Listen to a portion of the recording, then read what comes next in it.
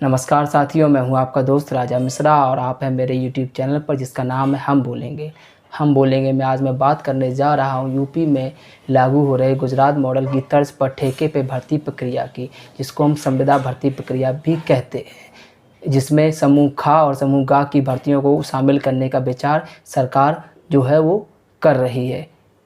और मैं कहूँ अगर आपको कंक्लूज़न में बताऊं तो इसका कंक्लूज़न ये है कि 5 साल की मानसिक और शारीरिक शोषण झेलने के बाद अगर आप काबिल बचेंगे तो आपको आगे मौका दिया जाएगा। मेरे प्रदेश के युवा हर साल एक सरकारी नौकरी के नोटिफिकेशन का इंतज़ार करते हैं। उसका कारण भी यह है कि उनके पास इतनी बड़ी पूंजी नहीं है कि जिससे वो आगे जो है कोई व्यापार कर सकें। और दूसरी बात मैं कहूँ तो दूसरी बात ये है उनके पास कोई प्रोफेशनल डिग्री भी नहीं है कि इसके जाकर वो बाहर कोई काम या कोई प्राइवेट नौकरी कर सकें। और उनके पास इतनी खेती भी नहीं है कि जिससे खाने के अलावा कुछ वो बेच भी सकें। और वहीं मैं इस सरकार की बात करूं तो ये सरकार युवाओं को तड़पा तड़पा कर मारने पे आमादा है। पहले तो ये भर्ती निकालती नहीं है, और अगर ये भर्ती निकालती है तो उसको ये पंचवर्षीय योजना बना देती है। अगर आप 5 साल तक हाई कोर्ट सुप्रीम कोर्ट में लड़ने के बाद अगर आप काबिल बचेंगे तो आपको नौकरी मिलेगी, और तब तक शायद आप हो जाएंगे 35 साल के, पर इस पे भी आपको खुश होने की ज़रूरत नहीं है। उसका कारण ये है कि 5 साल तक आपको संविदा पे रखा जाएगा और उसके बाद आपका एग्ज़ाम होगा, और अगर उसमें आप काबिल समझे जाएंगे तो आपको आगे मौका जो है वो दिया जाएगा।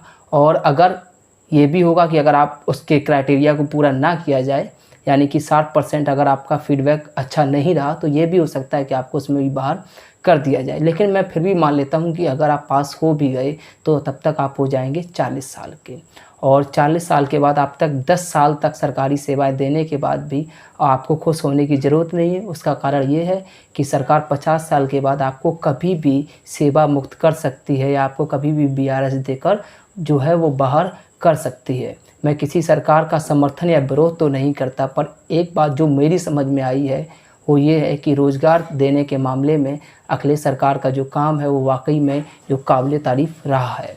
उसका कारण मैं आपको बताऊं कि अखिलेश सरकार में ही UPSSSC आयोग का गठन हुआ, जिसमें लेखपाल, सिंचाई विभाग, कानून गो जैसी हज़ारों भर्तियां हुई।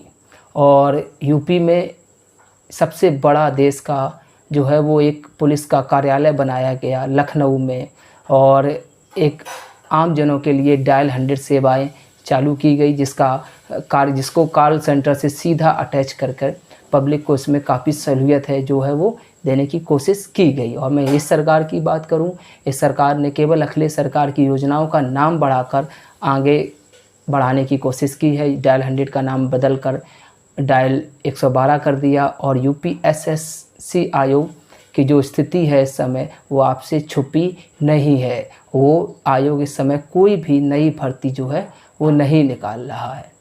मैं इस सरकार से इतना ही कहना चाहता हूँ कि जितना वो बेवकूफ़ इस प्रदेश के युवाओं नौजवानों को समझती है वो उतना है नहीं। अगर आपको जानना ही है तो युवा बेरोजगार 2022 में आपको इसका रिज़ल्ट है वो अच्छे से बता देगा। जय हिंद। और अगर आपको वीडियो अच्छा लगा हो, कंटेंट गुणवत्तापूर्ण लगा हो, तो वीडियो को लाइक, सब्सक्राइब और शेयर करें। धन्यवाद।